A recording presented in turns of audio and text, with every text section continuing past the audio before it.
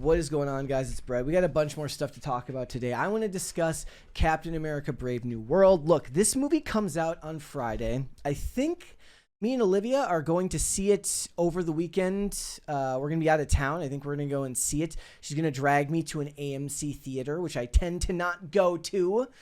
We have these reclining seats at this other theater close to where we live that I absolutely love going to. But we are going to go see this movie, and I will say that I'm still fairly excited for it. Look, I know this movie has gone through an extensive amount of reshoots, and there's a lot of back and forth about whether this movie is going to essentially be like a Frankenfilm. But from what I've seen from some early reviews or early talks about it is that, now again, this could be completely a bunch of people trying to mitigate the damage, so we'll have to wait and see. The embargo is going to be lifted soon. But a lot of people are saying it's just a paint-by-numbers superhero movie with Captain America in it, and I'm fairly looking forward to that. I want to see this movie, and I want this movie to do good, but it is impossible to deny that Anthony Mackie absolutely botched the press tour for this film. And I almost feel bad for the guy, because I do believe that 10 years ago, if this had been 10 or 20 years ago, it wouldn't have been the same concern. But in the age of social media, when you're giving these interviews, you have to be bulletproof. So the reason what we're talking about here is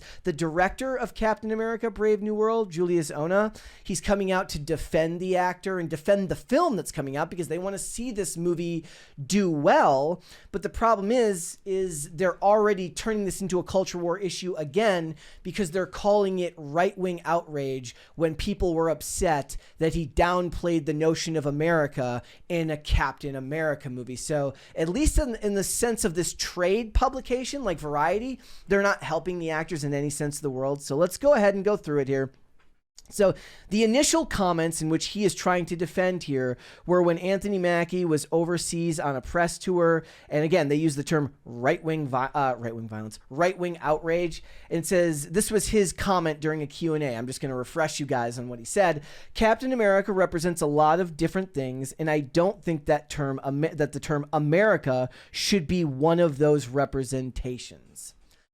Look, I am not a coke-snorting millionaire studio executive, nor am I a high and mighty millionaire actor, but I do know that if you're going to make a movie about Captain America, downplaying the concept of America in that film isn't going to look good to the average everyday movie audience. We could talk all day about the universal concepts that Cap portrays or embodies, but at the end of the day, when you're promoting this movie, you have to embody the country he represents. I don't care if it sounds silly. It's the truth of the matter. People are going to hold more respect for you if you represent where you're from with pride, and people who actually live here will be happy that you represented America without any of the qualifiers that Hollywood so desperately loves to involve, because so many in Hollywood are embarrassed to be American, or at the very least see themselves as privileged to be from here. Therefore, they downplay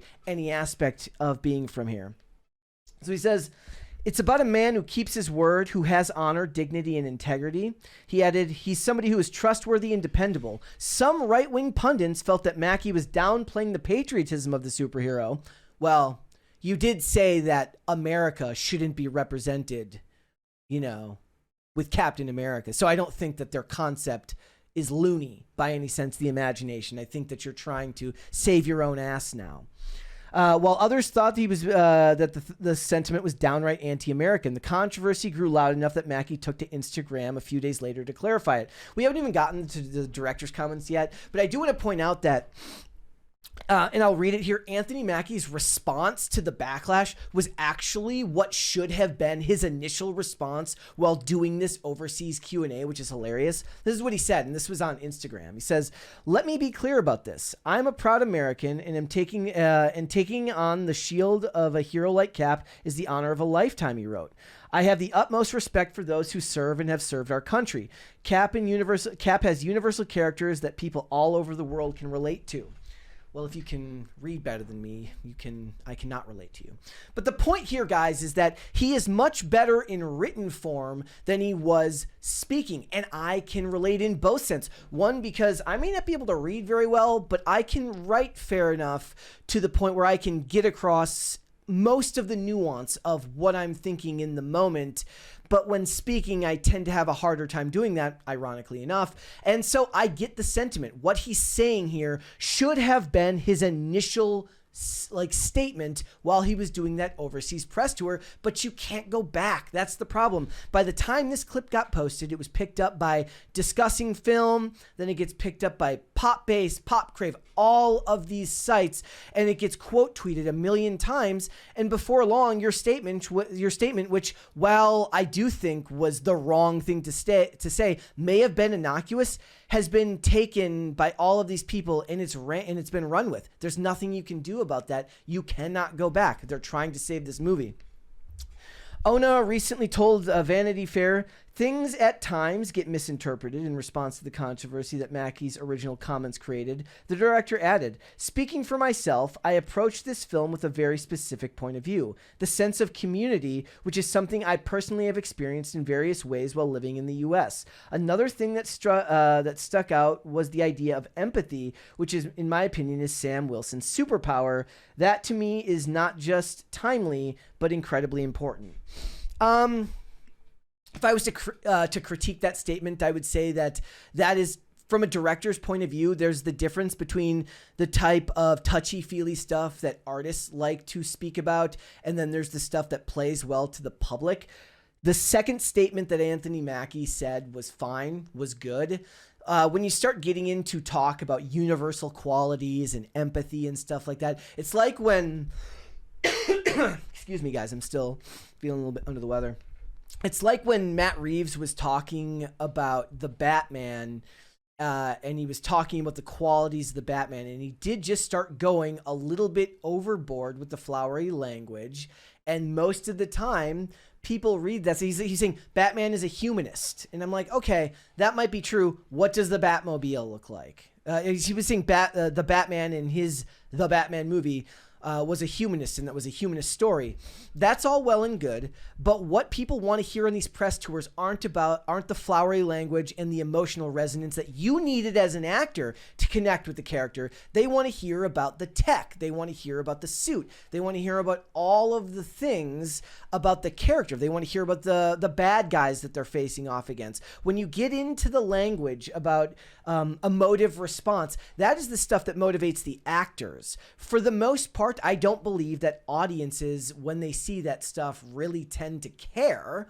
And it doesn't do well to promote your movie that way, because look what it did to Anthony Mackie, where he got tripped up while giving that interview. He probably didn't have any ill will towards it. Now, there's still plenty of people that are a bit sore over how he was portrayed in Falcon and the Winter Soldier, which did feel like it was, sticking its nose up at Americans and race relations and all of this stuff. When you've got all of that stuff working against you, when you're already in this situation where people wanted to see the mantle passed to Bucky, if the mantle had to be passed at all, you're kind of working in a deficit, and maybe that isn't your fault. Maybe you don't deserve that. But the fact of the matter is, pragmatically, you need to be bulletproof 110%. You cannot slip up at all.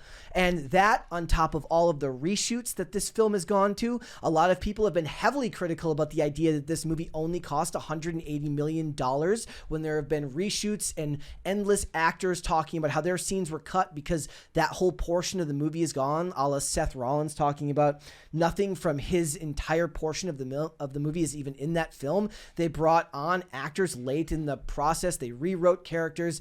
The whole thing has the vibe, the feeling of a Franken film, and people are sticking their nose up at the idea that it only cost $180 million. And that's just the internet side of things. When we get into just the normie audience side of things, I was at the dentist recently, and I had told them we were going to see this movie, and they didn't know that this movie was coming out. They had no idea it was going on. There was no visibility for this film. So what do you do when your movie is struggling to be visible? What do you do when you've had one good MCU movie in a sea of bombs? I can tell you right now that it's not going to be doing well for DC, who is struggling right now to try and market their Superman movie after endless failures like Blue Beetle, The Flash, Aquaman 2, all of these movies, they don't have the track record. Marvel doesn't have the track record that they had prior to Endgame. You've been on an uphill battle. Disney itself is embattled. Normies don't know what's going on with any of these projects.